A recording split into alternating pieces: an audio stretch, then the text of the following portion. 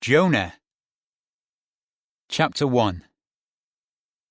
The word of Jehovah came to Jonah, the son of Amittai, saying, Get up, go to Nineveh the great city, and proclaim judgment against her, for their wickedness has come to my attention. But Jonah got up to run away from Jehovah to Tarshish. He went down to Joppa and found a ship going to Tarshish. So he paid the fare and went aboard to go with them to Tarshish, away from Jehovah. Then Jehovah hurled a strong wind at the sea, and there was such a violent storm on the sea that the ship was about to be wrecked. The mariners were so frightened that each of them began to call on his God for help, and they began throwing the articles of the ship into the sea to make it lighter. But Jonah had gone down into the inner part of the ship, where he lay down and fell fast asleep. The ship captain approached and said to him, Why are you sleeping? Get up! Call out to your God. Perhaps the true God will show his concern for us, and we will not perish. Then they said to one another, Come, let us cast lots to find out who is to blame for this calamity. So they cast lots, and the lot fell to Jonah. They said to him, Please tell us, who is to blame for this calamity that has come upon us? What is your work, and where do you come from? What is your country, and from what people are you? He replied, I am a Hebrew, and I fear Jehovah, the God of the heavens, the one who made the sea and the dry land. At this the men became even more afraid, and they asked him, What have you done? The men learned that he was running away from Jehovah, because he had told them. So they said to him, What should we do to you to make the sea calm down for us? For the sea was growing more and more stormy. He replied, Lift me up and throw me into the sea, and the sea will calm down for you, for I know that it is because of me that this violent storm has come upon you.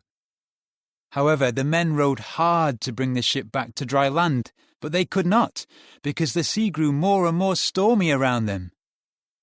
Then they called out to Jehovah and said, Ah, now, O Jehovah, please, may we not perish because of this man. Do not hold us responsible for innocent blood, since you have done as you pleased, O Jehovah.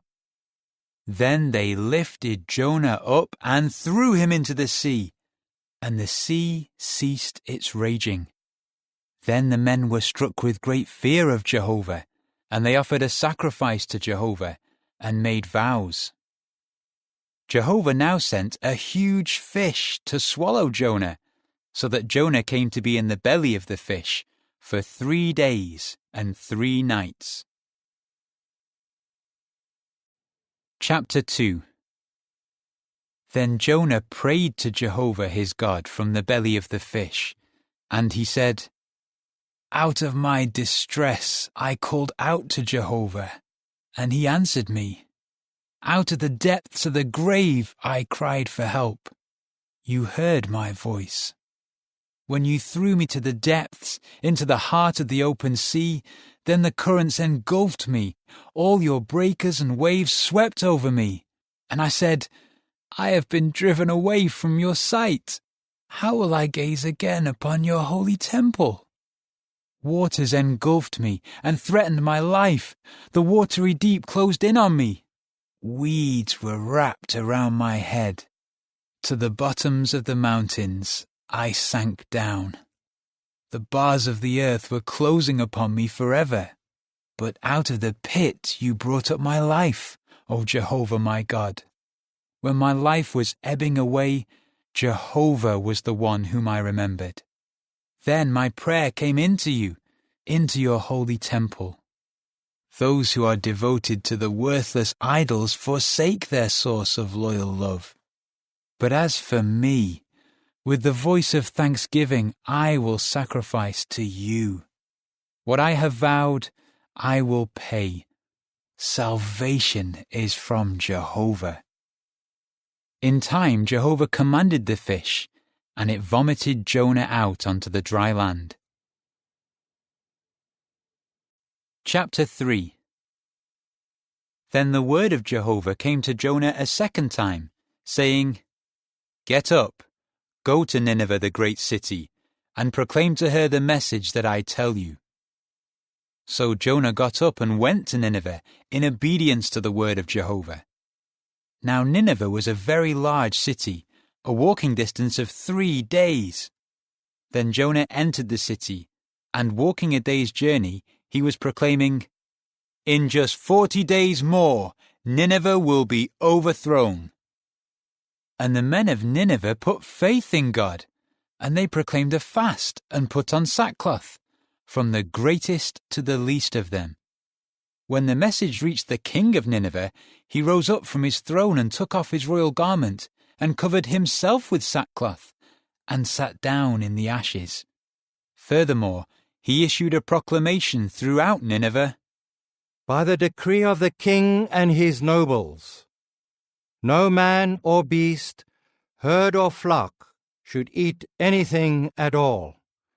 They should not take food, nor should they drink any water. Let them be covered with sackcloth, both man and beast, and let them call out earnestly to God, and turn from their evil ways and from the violence they practice. Who knows whether the true God may reconsider what he intends to do, and turn from his burning anger, so that we may not perish." When the true God saw what they did, how they had turned back from their evil ways, he reconsidered the calamity that he said he would bring on them, and he did not bring it. Chapter 4. But this was highly displeasing to Jonah, and he became hot with anger. So he prayed to Jehovah, Now, Jehovah, was this not my concern when I was in my own land? That is why I tried to flee to Tarshish in the first place, for I knew that you are a compassionate and merciful God, slow to anger and abundant in loyal love, one who feels grieved over calamity. Now, O Jehovah, please take away my life, for it is better for me to die than to live." Jehovah asked, "Is it right for you to be so angry?" Jonah then went out of the city and sat down east of the city. He made a shelter for himself there and sat in its shade to see what would happen to the city. Jehovah God then provided a bottle gourd plant to grow up over Jonah, to give him shade for his head and to relieve his misery. And Jonah was very pleased with the bottle gourd plant. But the true God sent a worm at the break of dawn on the next day, and it attacked the bottle gourd plant, and it withered. When the sun began to shine, God also sent a scorching east wind, and the sun beat down on Jonah's head, and he grew faint. He kept asking to die, and he kept saying, "It is better for me to die than to live."